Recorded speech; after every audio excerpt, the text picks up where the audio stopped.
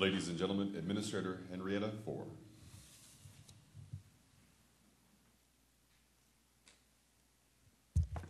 Secretary Gates, Admiral Mullen, General Ward, secretaries, members of the Diplomatic Corps, members of the military services, and colleagues from the foreign assistance community, as well as Congressman Meeks. It's very good to see all of you here today.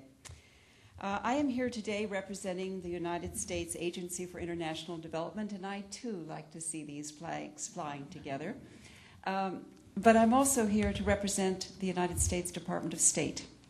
It is a historic occasion for all of us. On behalf of my colleagues, I wish to congratulate AFRICOM on reaching unified command status. We look forward to working closely with you as you carry out your new and very vital mission. Secretary Gates has spoken powerfully and eloquently on many occasions about the need for the United States to enhance its non-military as well as military instruments of national power in service of our foreign policy objectives. The Department of State and USAID are proud to play their respective primary roles in diplomacy and in development.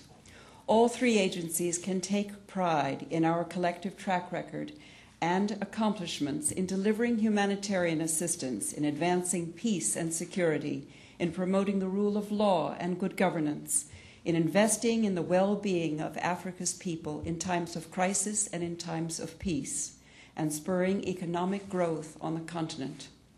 The Department of Defense, through AFRICOM, focuses on supporting military professionalism and military capacity, building to enhance the ability of our African partner nations to manage their own security, thereby enhancing their development prospects.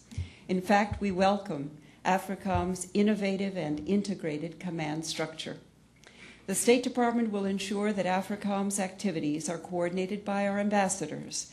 Such coordination will make certain that foreign policy priorities are met and are complementary between all United States government programs and activities, and overall effectiveness is maximized. This is the embodiment of the 3 Ds of diplomacy and development and defense in the national security strategy. Just as Secretary Gates sees development as crucial to the success of the overall mission of the Defense Department, USAID and state in turn recognize how fundamental security is to the success of our respective missions. The link between security and development is clear throughout sub-Saharan Africa. With improved security, Liberia and Rwanda, for example, are beginning to experience sound economic growth, better living conditions, and improved governance following years of devastating armed conflict.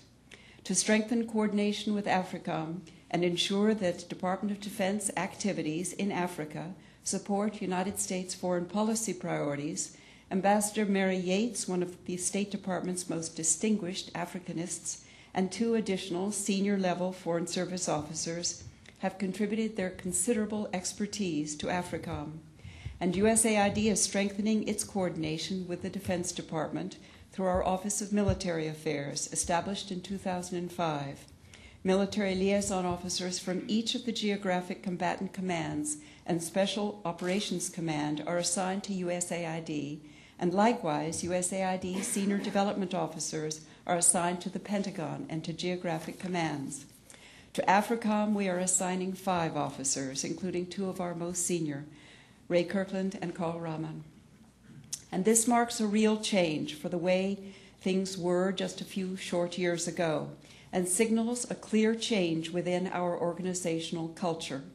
Our people are working side by side. And let me give you just 2 quick examples of how this evolving partnership can work.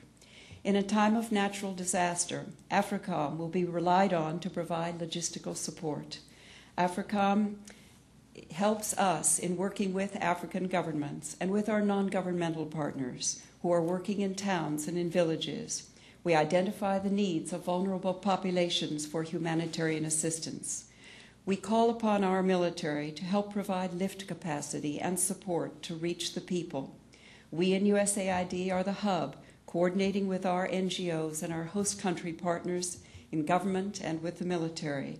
This proved to be an effective model during the flooding in Kenya in 2007 and in Mozambique in 2000. As another example, we are all concerned in preparing for responses that would be needed in the event of a pandemic of avian influenza. And AFRICOM and the United States Military's Pacific Command, PACOM, will focus on linking military to military initiatives, recognizing the important role of national militaries are likely to play. We strongly support AFRICOM's mission, focus on military to military security cooperation, an area of engagement the State Department and USAID believe will maximize the command's added value to United States government combined efforts in Africa. We expect AFRICOM to substantially contribute to African defense sector reform and to build African partner capabilities and capacities in peacekeeping, in coastal and border security, and counterterrorism. We look forward to this evolving relationship, the central point of which must be clear, that security, stability, and peace are essential for the quality of human life and essential for development. We know well that the conditions for economic growth and poverty reduction are secure, stable, and appropriately governed environments. Paul Collier of Oxford University has famously estimated that the cost of a single war in a low-income country is around $64 billion. 21 countries in Africa that have experienced armed conflict over the past 25 years gives you an idea of how devastating conflict is to national, to regional, and local economies. Although an average conflict lasts 7 years, it takes a country a full 17 years to return to pre-conflict GDP growth rates. Conflict is an impediment to development and families and nations building their futures. During my travels as the Director of United States Foreign Assistance and as USAID Administrator, I've seen firsthand the terrible toll that conflict takes on people's lives. In Gulu in northern Uganda, all livelihoods in agriculture and in small commerce had ceased as farmers and business people left out of fear. In Goma in the Democratic Republic of Congo, women and children were bearing the greatest burden.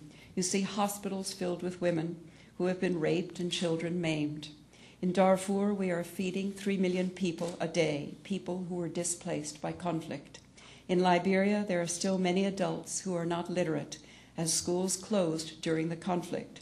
But with peace, it is a time of hope. To our African friends and partners in the audience, I want to reiterate the United States government's commitment to supporting your plans for your countries. We have long and fruitful ties with your nations, and I am here today in part to reiterate that commitment to you, as well as to give the support of the American people to your continued progress. Again, you have not only my best wishes today, General Ward, as you take command, but my commitment to strengthening the relationship with AFRICOM, the Department of State, and the United States Agency for International Development. Thank you.